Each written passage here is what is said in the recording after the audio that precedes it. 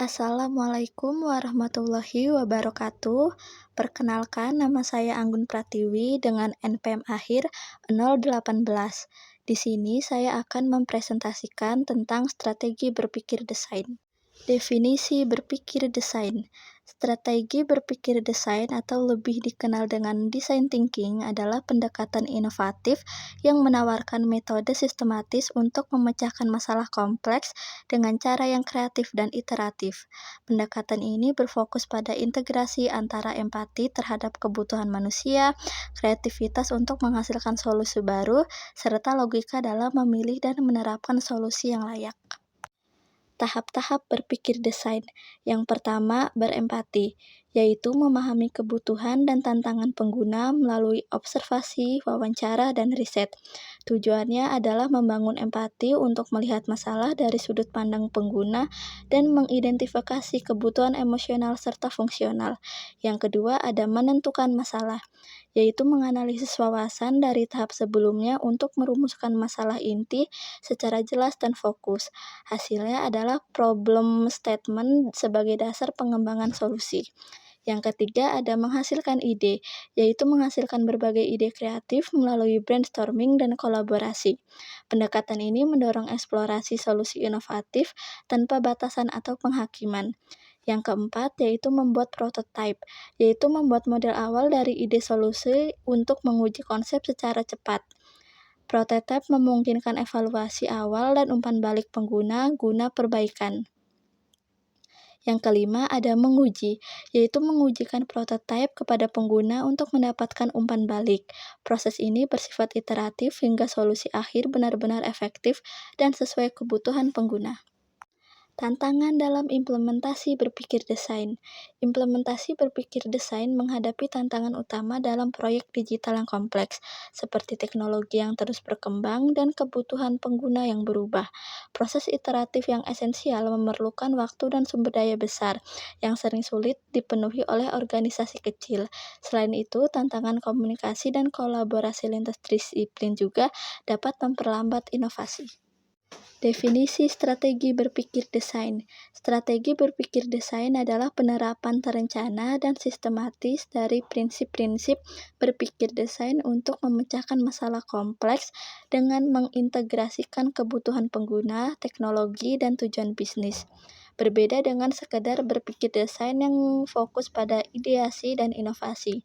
Strategi berpikir desain menekankan pada bagaimana pendekatan tersebut diterapkan secara strategis untuk menciptakan solusi yang relevan dan berdampak jangka panjang.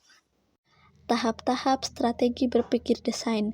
Yang pertama ada riset kontekstual, yaitu analisis tren pasar, kebutuhan pengguna, dan kondisi bisnis untuk mengidentifikasi peluang dan tantangan sebagai dasar pengambilan keputusan. Yang kedua ada penentuan tujuan, yaitu merumuskan visi, misi, dan sasaran strategis yang spesifik, terukur, relevan, dan berbatas waktu untuk memastikan solusi selaras dengan visi organisasi.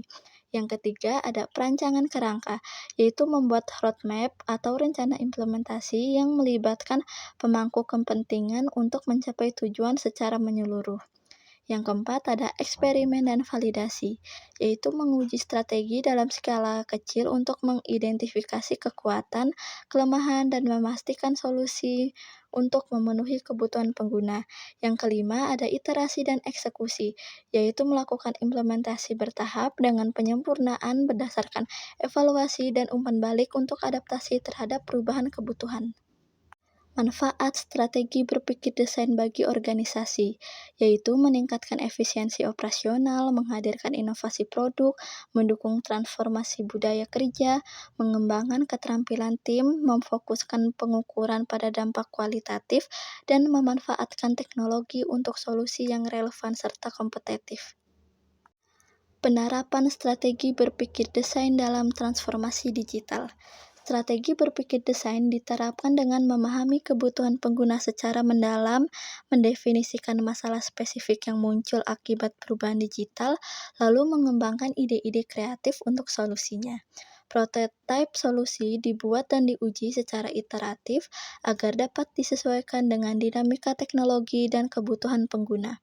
Pendekatan ini memastikan transformasi digital berjalan efektif, relevan, dan berfokus pada menciptakan nilai tambah bagi organisasi dan penggunanya. Karakteristik utama strategi berpikir desain. Yang pertama ada empati, yaitu dasar proses desain untuk memahami kebutuhan dan tantangan pengguna, menciptakan solusi yang bermakna dan relevan. Yang kedua ada iterasi, yaitu siklus perancangan, pengujian, dan penyempurnaan terus-menerus untuk menghasilkan solusi optimal. Yang ketiga, kolaborasi lintas disiplin, yaitu menggabungkan perspektif dari berbagai latar belakang untuk menciptakan ide yang lebih inovatif. Yang keempat ada fleksibilitas, yaitu kemampuan beradaptasi terhadap ketidakpastian dan melihatnya sebagai peluang untuk inovasi.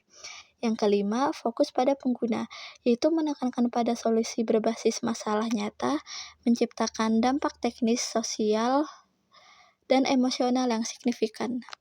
Peran berpikir desain dalam mendukung keberlanjutan inovasi bisnis. Berpikir desain mendukung inovasi bisnis yang berkelanjutan di tengah perubahan pasar dan teknologi dengan pendekatan human-centered. Strategi ini mengintegrasikan kebutuhan konsumen, teknologi, dan bisnis untuk menciptakan solusi relevan. Pendekatan ini mendorong kreativitas, kolaborasi lintas disiplin, dan adaptasi teknologi untuk menjawab kebutuhan pasar yang dinamis. Selain itu, berpikir desain membantu menyelesaikan masalah kompleks melalui pemahaman pengguna, iterasi, dan pendekatan sistemik.